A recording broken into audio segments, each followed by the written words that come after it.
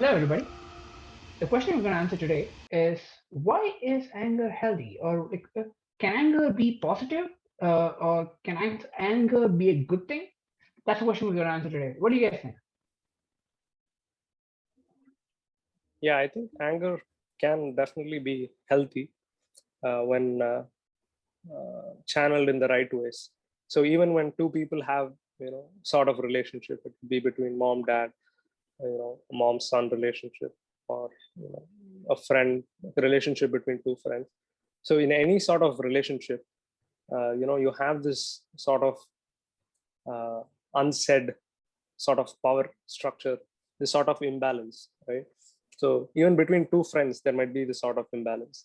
And to bridge those imbalances, anger can be helpful, where, when channeling it in the right ways and when expressing your needs and desires for a better relationship, that can dissolve that imbalance a little bit.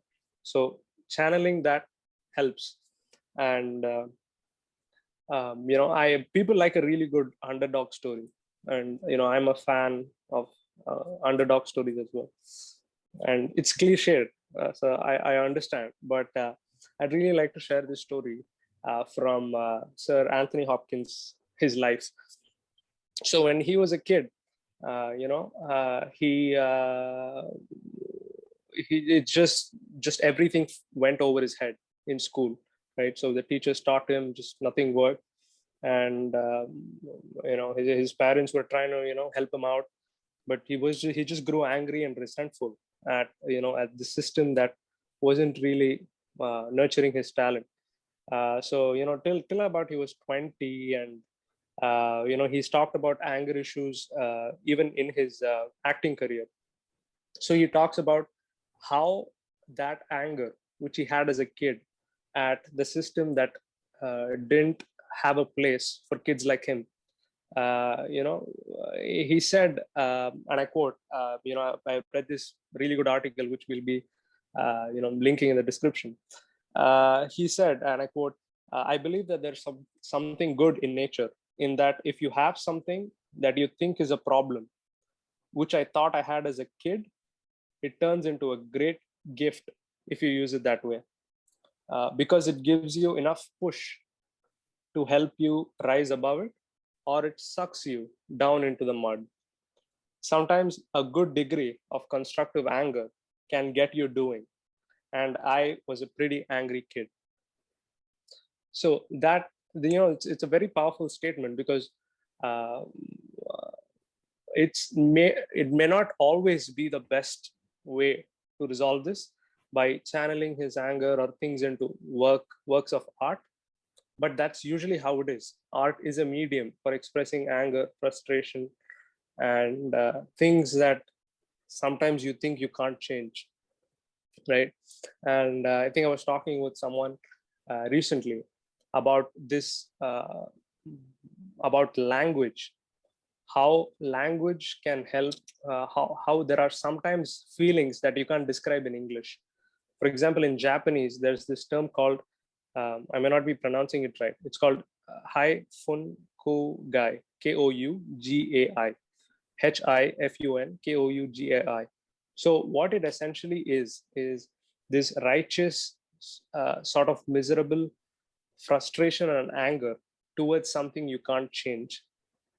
For example, corruption in your local government body, or the fact that a lot of people aren't getting vaccines. Like, no matter how much you try to talk with people, I try to do that sometimes when I ride on my ride home from office. I try to do that, and I just listen. Like, 20 minutes is not good enough time for me to talk and convince that person. But there's this sort of, I wouldn't say anger is too harsh, but there's this sort of mix between anger and frustration. So that's what that term in Japanese, hits on.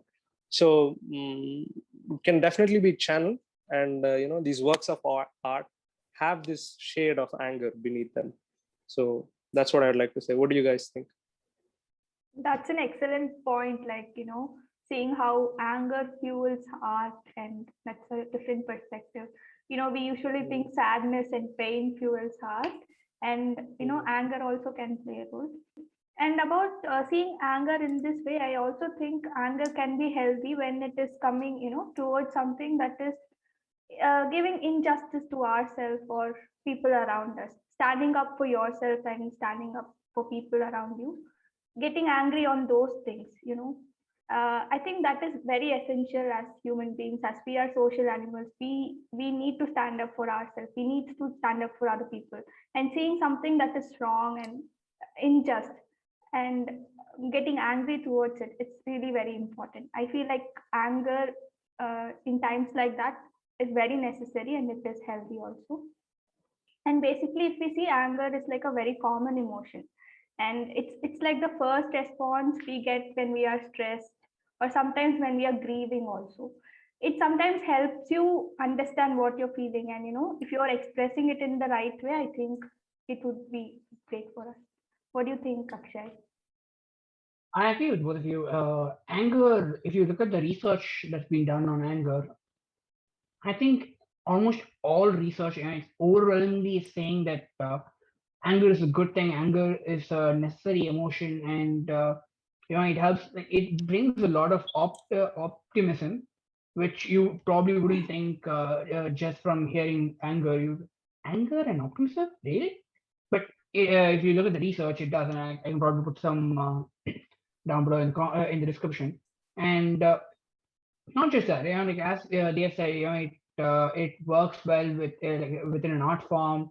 It works well in terms of like sometimes people get fit just where you're like, yeah, I'm so angry, and they do it. They use that to get fit. Sometimes people try to create a mirage for anger to pump themselves up in the gym or like when they're running and everything, just so they can get the adrenaline push. So people want to be angry. If that, so that's what it means, right? So yeah, definitely, that answers the question that anger is a healthy emotion. It's a natural emotion. Uh, but the next question that you have to think is, anger is not just about you. It's also affecting multiple people, right? So how does it affect them? That's the question we're going to answer tomorrow. See you tomorrow. Oh, you're still here? Well, thanks for getting to the end of the video. Hey, while you're still here, make sure to like, comment, subscribe, and hit the notification bell to get new updates when we post videos. Also, make sure to check out these equally exciting videos as well. Have you pressed it yet? Come on, you have 5 seconds left. 3, 2, press it now!